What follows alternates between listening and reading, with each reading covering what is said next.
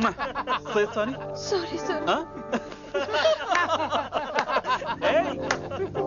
చున్నీ నేనన్నా ఈసారి కూడా నేనేరా. హలో ఆగండి ఆగండి ఆగండి ఆగండి. ఏంటి సీనియర్స్ కి గుడ్ మార్నింగ్ చెప్పరా? Good morning. రెస్పెక్ట్ ఏది? సార్ ఎక్కడ?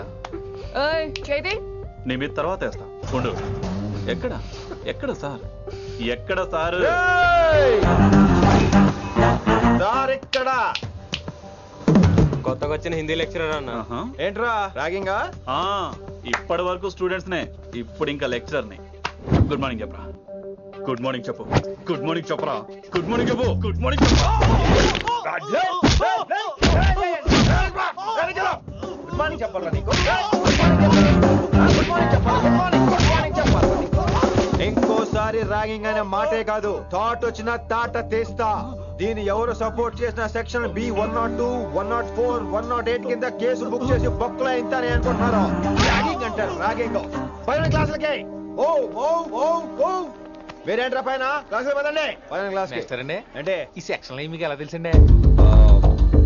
లా లా లా 3 ఏళ్ళు చదివి 3 లేక మానేశాను. పైన क्लास के मेरे भाइयों और प्यारी लड़कियों, మామూలుడు కదరా. हिंदी हमारी राष्ट्र भाषा है. అదేంటండి మన రాష్ట్రంలో అందరూ తెలుగు మాట్లాడతారు కదా. ఈడొకడు రాష్ట్ర భాష అంటే రాష్ట్రంలో మాట్లాడుకునే భాష కాదురా, నేషనల్ లాంగ్వేజ్. నేను మీకు హిందీ నేర్పను. అరే మరి ఇక్కడ ఎందుకు? మీరు సూపర్ అండి. మరే बैठिए बैठिए. బయటికే వెళ్తున్నాం అండి. बैठिए అంటే కూర్చోమనరా, కూర్చోండి. ఏ భాష అయినా రోజు మాట్లాడితే వస్తుంది. మీరు కూడా నాతో పాటు మాట్లాడితే ఆటోమేటిక్ గా వచ్చేస్తుంది.